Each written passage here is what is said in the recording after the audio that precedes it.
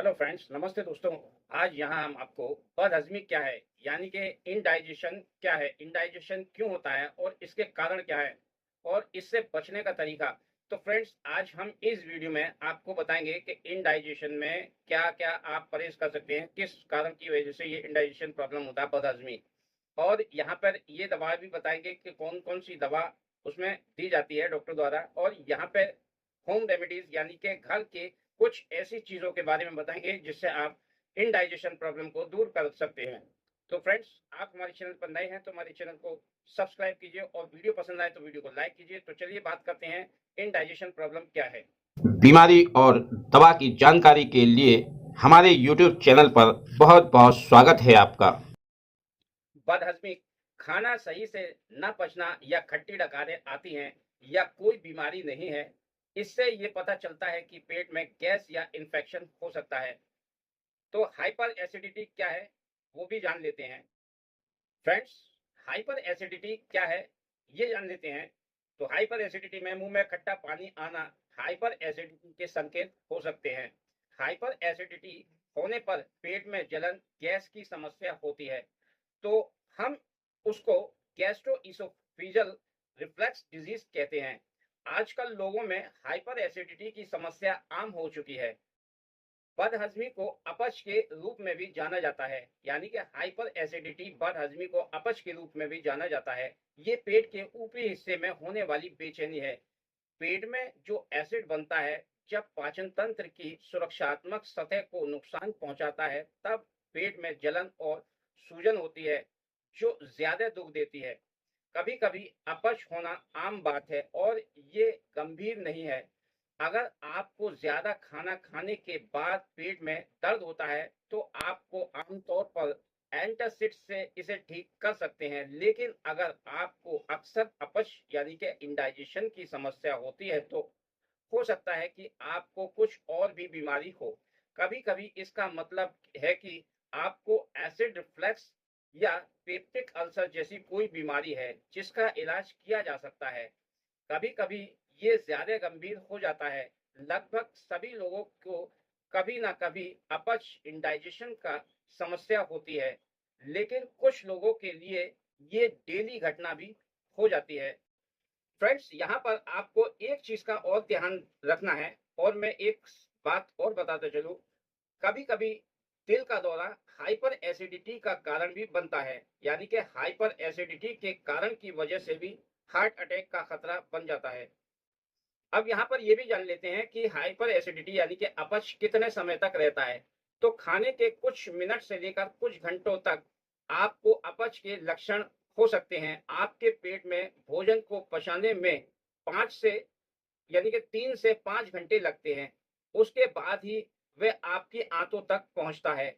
उस दौरान आपका पेनक्रियाज और गॉल ब्लैडर पाचन पचाने में मदद करने के लिए आपके पेट में पित्त, यानी कि हमने इससे पहले भी फ्रेंड्स आपको बताया था कि पित्त क्या है, यानी कि हमारे यानी कि डाइजेस्टिव सिस्टम के ऑर्गेन्स। तो उस ऑर्गेन्स में गॉल ब्लैडर के नाम हमने गॉल ब्लैडर के बारे में बताया था। तो उसमें पित्त रस यानी कि ये वही पित्त रस है जो एंजाइम यानी कि पित्त रस और एंजाइम भेजता है। यानी कि हमारे जो पेनक्रियाज और गॉल ब्लैडर है, ये हमारी इंटेस्टाइन में पित्त रस और एंजाइम भेजने का काम करते हैं। तो ये ऑर्गेन्स आपके ऊपरी भाग में होते हैं, यानी कि हमारे जो स्टोमक होता है, हमारी जो चेस्ट होता है, उससे नीचे जो स्टोमक होता है वहां पर ये ऑर्गेन्स होते हैं और वहीं पर ज्यादा प्रॉब्लम देखने को मिलती है। तो गॉल ब्लैडर ऑर्गेन्स आपके ऊपरी भाग में होते हैं। गॉल ब्लैडर लीवर के नीचे होता है और पैनक्रियाज स्टोमक के पीछे होता है। और जहां अपच के लक्षण दिखाई देते हैं वो वही हिस्से होते हैं जो खाने की नली यानी कि हमारे जो इसोफोगस है, खाने की नली है, वहीं पर आपको अक्सर अपच की समस्या देखने को मिलती है। मतलब ये है कि जलन, सीने में जलन होना, हाइपर एसिडिटी, खट्टी डकारे आना, तो ये यहीं पर ये जो ऑर्गन्स होते हैं यहाँ पर होते हैं और इसी के करीब में ये प्रॉब्लम देखने को मिलती है। दोस्तों, यहाँ पर हम अब जान लेते हैं बदहजमी के यानी कि इनडाइजेशन के सिम्टम्स ऑफ इनडाइजेशन, यानी कि इनडाइजेशन के लक्षण क्या हैं। तो इसमें सीने में दर्द होना, सीने में जलन होना, पेट में दर्द होना, बेचैनी रहना, पेट में अधिक जलन होना, काफी डकारे आना और सूजन भी दिखाई देती है। इस सिम्टम्स में कभी-कभी, और पेट में गैस होना, जी मिचलाना, इस तरीके के ये सिम्टम्स होते हैं जो हाइपर एसिडिटी के होते हैं। अब यह हाइपर एसिडिटी के कारण को जान लेते हैं कि किन कारणों की वजह से ये हाइपर एसिडिटी होती है। फ्रेंड्स, यहाँ हमने आपको इसके सिम्टम्स बता दिए हैं और यहाँ अब हम कारण बता रहे हैं। आगे हम बताएँगे आपको इसमें जो इंडाइजेशन में दवा दी जाती है, वो कौन-कौन सी मेडिसिन होती हैं, और फिर उसके बाद आगे हम बताएँगे कि घरेलू कुछ ऐसे नुस्खे बताएँगे जो कि आप घर में अपच को ठीक कर सकते हैं। कुछ ऐसे घरेलू यानी कि किचन में ऐसे नुस्खे यानी कि ऐसी चीज़ें होती हैं जो कि आप इस्तेमाल करेंगे तो आपकी अपच की समस्या में आपको राहत मिल सकती है। तो फ्रेंड्स, हाइपर एसिडिटी के कारण को जान लेते हैं। हाइपर एसिडिटी के कारण है बिना पचे दोबारा खाना खाने। जैसे किसी को आदत होती है कि खाना ना पचा हो फिर भी वो दोबारा खाना खा लेते हैं, तो उन पे भी उस पर भी उसके कारण भी हाइपर एसिडिटी होती है। बदहजमी होने पर भी खाना खाना, आटे या बेसन से बनी हुई चीजों का ज्यादा इस्तेमाल करना, यानी कि अध पका यानी कि कच्चा कुछ पका और कुछ कच्चा खाना होता है जो लोग खा लेते हैं, तो उससे भी हाइपर एसिडिटी होती है।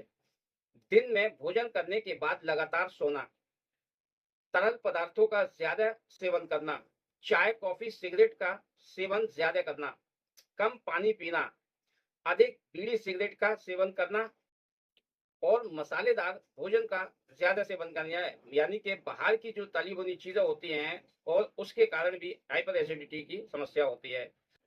शराब की लत, इस तरीके की चीजों का प्रयोग करने से हमारी बदहजमी की शिकायत होती है, और कुछ हमारे लाइफ स्टाइल की वजह से भी ये समस्या देखने को मिलती है। अब यहाँ फ्रेंड्स, इस बात को समझ लेते हैं कि हाइपर एसिडिटी यानी कि हमारी सीने में जलन क्यों होती है, उसको भी जान लेते हैं।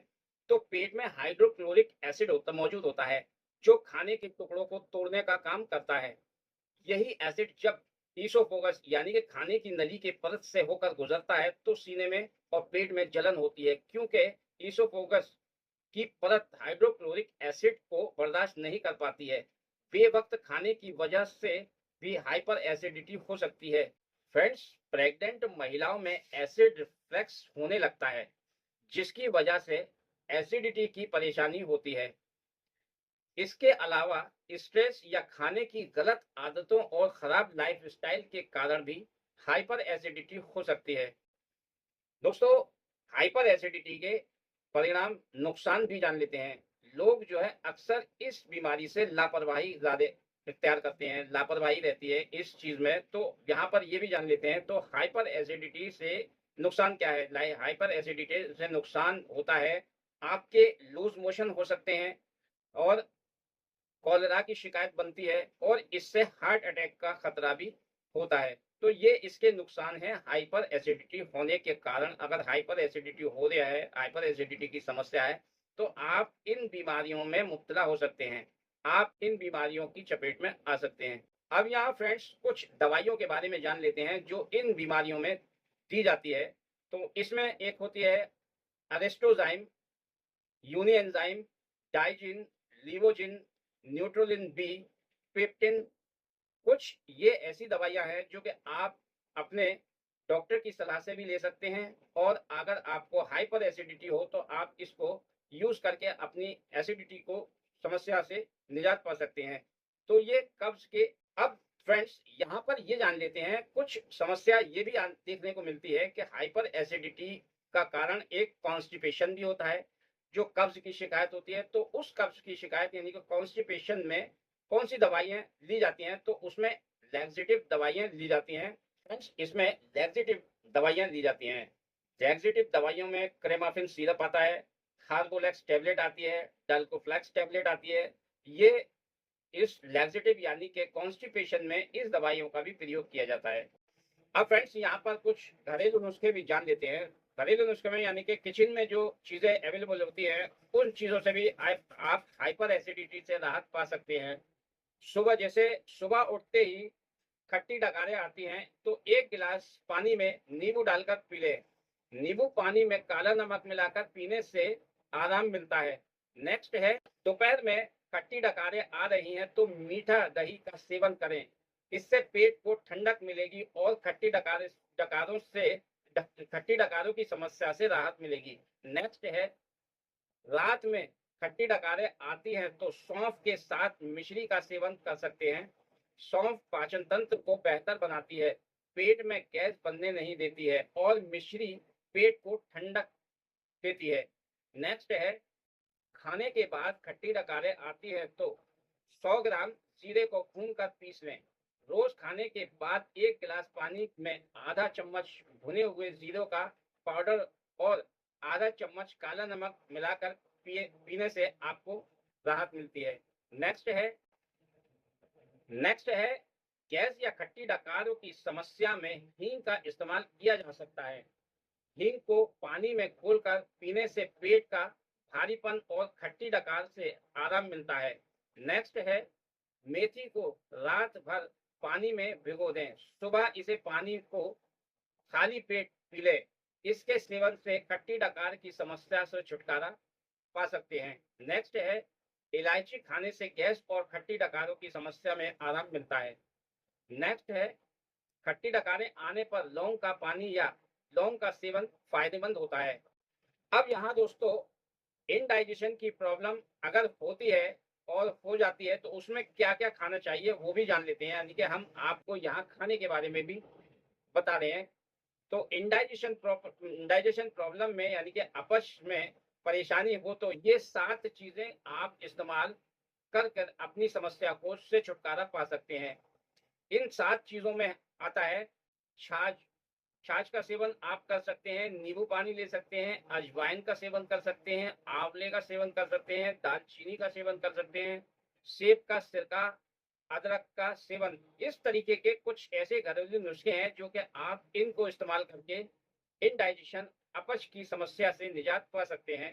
तो फ्रेंड्स, ये थे इस वीडियो पर कुछ टिप्स। उम्मीद करता हूं कि आपको मेरा वीडियो पसंद आया होगा। वीडियो पसंद आए तो वीडियो को लाइक, चैनल को सब्सक्राइब कीजिए और बेल आइकन को दबाइए। इस वीडियो को मैं यही समाप्त करता हूं। अगले वीडियो में अगले टॉपिक के साथ फिर आपसे मुलाकात होगी। तब तक के लिए thanks for watching my video and good bye.